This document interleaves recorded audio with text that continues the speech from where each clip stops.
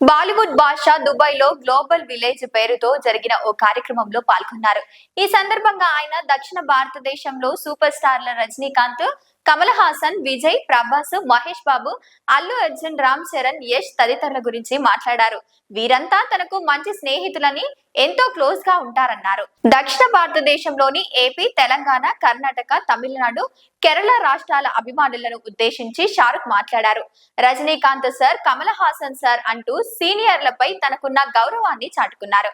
వారిపై షారుఖ్ చూపించిన గౌరవానికి అభినందనలంతా ఫిదా అవుతున్నారని, తనకు దక్షిణ భారతదేశంలో ఎంతో మంది స్నేహితులున్నారు.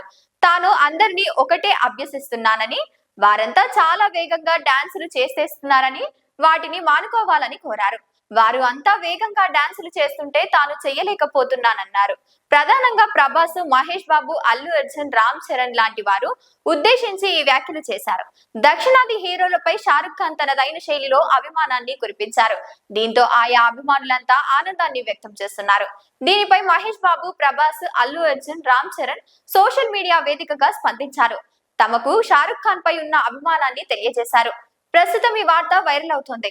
తెలుగు సినీ రంగంలో జూనియర్ ఎన్టీఆర్ కి కూడా ఎంతో వేగంగా డాన్స్ చేస్తారు. తారక్ పేరు ప్రస్తావించలేదు అని అభిమానులు మండిపడుతున్నారు.